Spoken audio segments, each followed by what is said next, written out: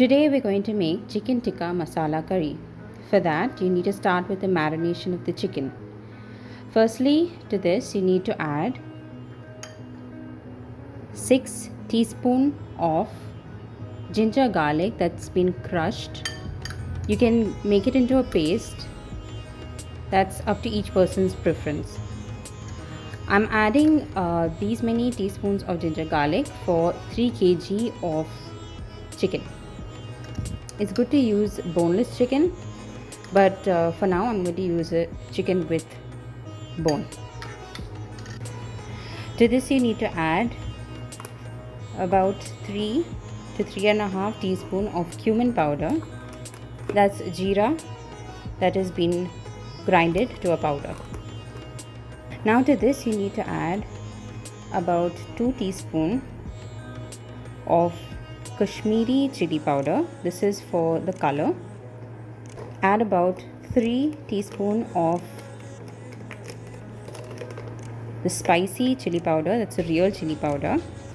This adds the actual spice to the dish.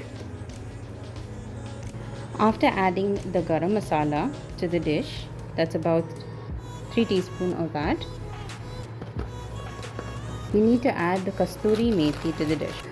So crush the Kasuri methi and then just add this to the dish. Last of all, you need to add the curd and the salt to taste. For the curd, for this much amount of chicken, you need to add at least a cup and a half or 2 cups of curd and salt to taste. After adding the curd as well as the salt, mix it up well. This is the paste. Now we're going to add the chicken pieces to this paste and cover them completely. Add about 2 teaspoons of lemon juice to this. Now it's time to make the masala for the chicken curry. To a pan, add oil. After it gets a bit hot, you're going to add the onion slices to this. I've used about 4 large onions for this. Now saute these onions until they are translucent. We will be adjusting the spices in this as well. So even if you have not added too much spice to the marination, you'll be adding it here so you can adjust it accordingly. This you need to add ginger and garlic, a garlic pod, as well as 2 large pieces of ginger. You don't have to grind the ginger and garlic since you will be turning this masala into a paste. While this is sauteing, you can add a bunch of cashew nuts as well as a bit of salt so that this cooks a little quicker. Add 3 green chillies to this. When the onions are a bit translucent, you're going to add the masalas. 2 teaspoons of cumin powder. Add about 3 teaspoons of garam masala. To this then add 2 teaspoons of Kashmiri chilli powder. Then add about 1.5 teaspoons of chilli powder that gives the spice to the dish. You can adjust the chili or the spice of the dish later on. About 2 teaspoons of coriander powder. Lastly, add some Kasuri leaves to this.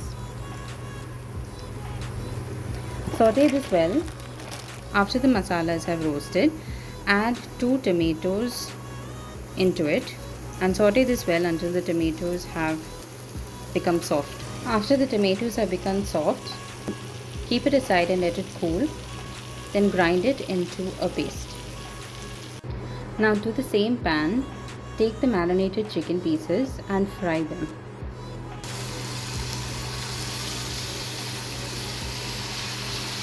You do not have to add any extra oil to this. Take the previous pan that you roasted the masalas on, that already has some oil in it. Let the chicken fry in that remaining oil since it has water in it and it will not burn.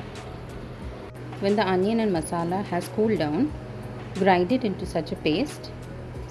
Now take a large kadai as such, To this, add the paste that you've grinded up. You need to cook this paste with some amount of water. Add about 3 cups of water.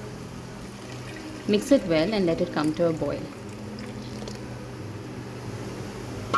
Let the mixture of the paste and the water come to a boil. I have fried the chicken. It's not fully cooked, but for the chicken tikka masala, you need to get a bit of a grill on each piece of the chicken.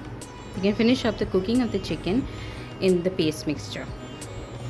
When the chicken is about cooked, add a tablespoon of butter. You don't need to add cream since the cashew nut paste will add thickness to the dish, but you can add cream as well. Add cream only when the fire is switched off. Now add freshly cut coriander to the dish. Mix well and let it cook a little while longer. And there you have it. Your chicken tikka masala curry is ready.